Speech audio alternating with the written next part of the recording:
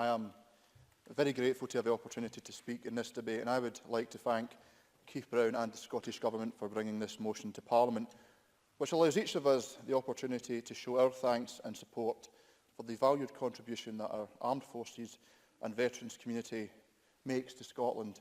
And I want to recognise the tone and the tenor of the contributions, well, almost all of the contributions in this debate this afternoon.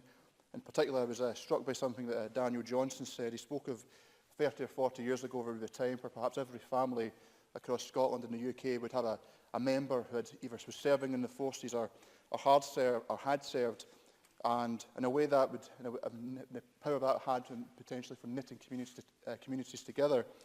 And I was struck by something that Bruce Crawford stated. He spoke of his grandfather serving, and I think in a mounted regiment in Gallipoli. My own great-grandfather, Hugh McCabe, of the Ayrshire Yeomanry, served at Gallipoli too. And these threads, a century old, still binds us together. Presiding Officer, on Remembrance Sunday, I had the honour of laying wreaths in Kilbarchan, Lochwinnoch, Neilson and Barrhead in my constituency of Renfrewshire South. What is always a particularly poignant moment was made more so when I met a constituent at the Remembrance Service in Barrhead who had known my maternal grandmother, Arthur MSP. My grandfather died over a decade before I was born. However, I had heard many stories of him. That as a student, he was the Dux of St John's in Barrhead, of his employment at the foreman of the pottery at the Shanks Works, of his membership of the Knights of St Columba and his involvement in setting up the Columba Club in Barrhead, and that, having been a volunteer at Citizens' Advice, he had even considered running for the local council. In that chance meeting with my constituent last Sunday at the Remembrance Service in Barrhead, I also learned that my grandfather, or Big Arthur as he was known, was the person people called upon if they required help with just about anything, and that he was also apparently a fine dancer and great company. He was, in short, a pillar of the Barrhead community. Presiding Officer, Arthur McGettigan served not only his community, but also his country. As a sergeant in the Royal Artillery in the Second World War, he saw action in Greece, North Africa and Italy. From that conflict, the lessons of which perhaps have never been more relevant, my grandfather carried not only the scars of shrapnel, but also a sense of leadership and duty that he carried into his post-service life, both as a reservist and in the Barrhead community. That nearly 46 years after his death, he could be spoken of so fondly as by the constituent I met on Remembrance Sunday, speaks to the profoundly positive impact that those who serve and have served in our armed forces are capable of making on our lives and to our communities. It is important and proper that in this Parliament and in each of our communities that we represent and we continue to recognise that contribution.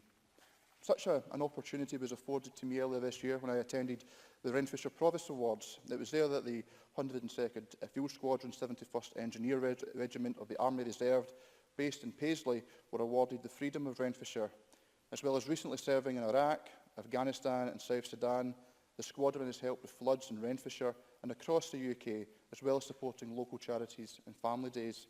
And Renfrewshire's association with the armed forces and veterans community goes further. It is also, of course, home to Erskine, a name associated with the care of veterans for over a century. Also in Renfrewshire is the Scottish Warblinded's newly opened Hawkhead Centre, which is a state-of-the-art daytime activity centre for veterans with sight loss. These are services and support that I know are very much welcomed by our forces and veterans communities right across the west of Scotland. Presiding Officer, next year will of course mark the centenary of the end of the First World War, and a year that will offer much opportunity for reflection on the contribution and sacrifices made by our armed forces and veterans. It will also afford the opportunity to consider how we can strengthen our support for serving personnel, veterans and their families.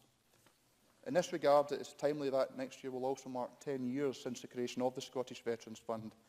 Since then, as other colleagues have noted, over £1 million has been committed to over 140 projects, and I'm pleased to see that this fund has been redeveloped in partnership with Standard Life Aberdeen to provide dedicated additional funding focused on employability.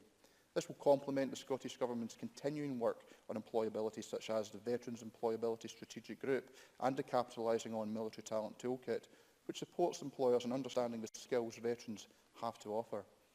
Along with developing support for early or young service leavers and exploring ways to highlight best practice within public service recruitment, it's clear that the Scottish Government is working hard to ensure that no veteran faces a disadvantage in securing employment as they transition to civilian life. Presiding officers, there are, of course, many other areas that I could cover, including housing, health and support for the children and families of both serving personnel and veterans.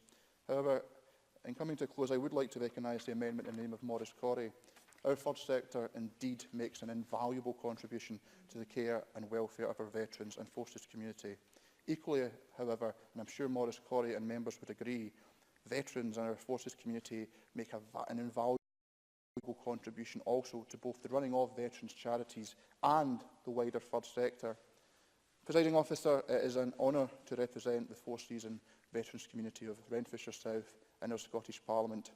It is a dedication, professionalism and courage of our armed forces that guarantees each of us in this place and beyond the privilege to live in a free and democratic society. I look forward to continuing to support our forces and veterans community and supporting the Scottish Government's work to ensure the armed forces, veterans and their families receive the best support and access to opportunities across Scotland. Thank you.